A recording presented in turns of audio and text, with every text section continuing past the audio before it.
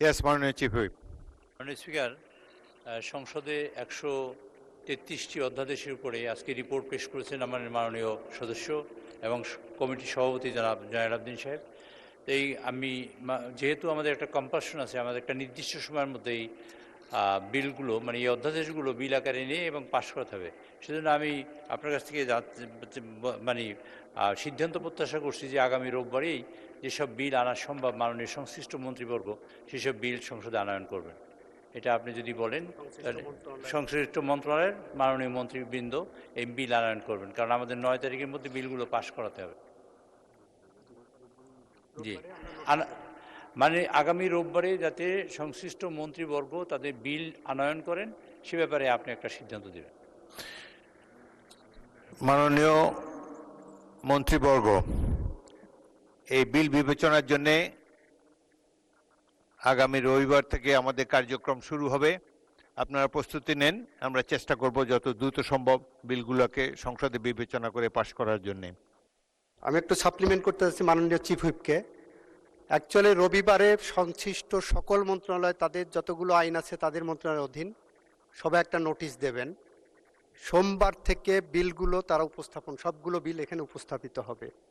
সুতরাং রবিবারে যাতে সংশ্লিষ্ট সকল মন্ত্রী বিলগুলোর জন্য নোটিশ প্রদান করেন সেই বিষয়টা সবার দৃষ্টিতে আনার জন্য আপনার অনুমতি প্রার্থনা করেছি। দ্বিতীয়ত হলো, একটা নিয়ম আছে, যখন আমরা বিলগুলো আনছি তার সাথে ওই বিল যে আইনটা সংশোধন হচ্ছে ওই আইনের সংশ্লিষ্ট কপি সংযুক্ত করতে হয়।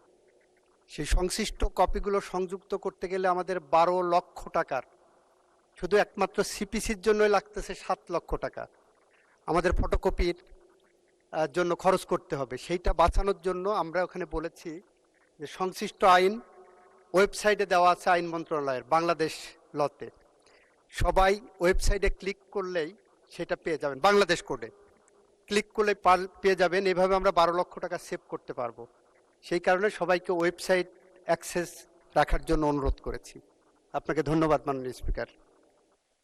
মাননীয় আইনমন্ত্রী, আমার মনে হয় পুরো বিল যদি আপনারা দিতে এই মুহূর্তে সময় যথেষ্ট না থাকে, আপনারা একটা কম্পারেটিভ স্টেটমেন্ট দেন, আগে কি ছিল আইন আর কি সংশোধন আপনারা আনতে চান, এই ধরনের একটা স্টেটমেন্ট দিলে সদস্যদের জন্য বিবেচনা করতে সুবিধা হবে বলে আমি মনে করি।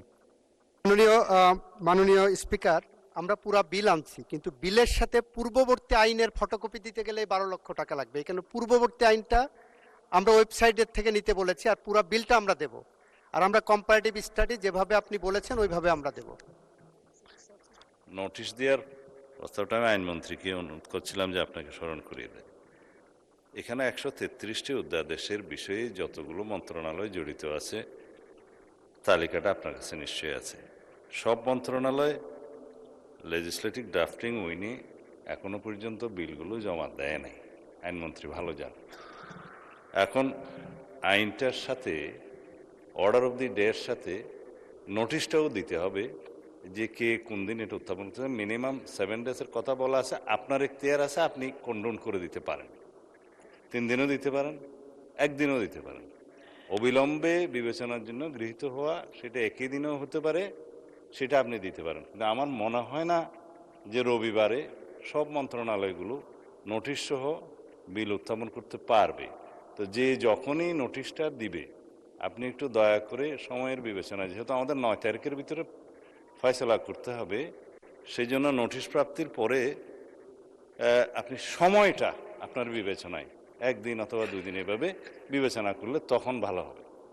তাহলে রবিবারটা রেস্ট্রিক্টেড রইল না, কারণ টাইম কন্ডোন করার এখতিয়ার আপনার নোটিশ প্রাপ্তির পরে। ধন্যবাদ মাননীয় স্পিকার। ইয়েস, মাননীয় বিরোধী দলের নেতা। ধন্যবাদ মাননীয় স্পিকার। এখানে শুধু প্রস্তাবনাটা এসেছে, কিন্তু অরিজিনাল বিল কি ছিল সেটা এই মুহূর্তে আমাদের সামনে নাই। যদি অরিজিনাল বিলটা না থাকে তাহলে চেঞ্জটা কি আসলো সেই কম্প্যারিজন তো আমরা করতে পারবো না। বলা হয়েছে যে ওয়েবসাইট ওপেন থাকবে, ডাউনলোড করে এটা নেওয়ার জন্য ওখানেও তো খরচ হবে, জারি খরচ হবে। সুতরাং এই যুক্তিতে না গিয়ে আমাদের জন্য সহজ করে দেওয়া হোক, অরিজিনাল বিলটা থাকুক, আর কি গৃহীত হলো সেটা তো আর আছে, এখানে আমরা মিলিয়ে নেব। তা না হলে আমাদের জন্য জটিলতা তৈরি হবে বলে আমার মনে হয়। আপনাকে ধন্যবাদ।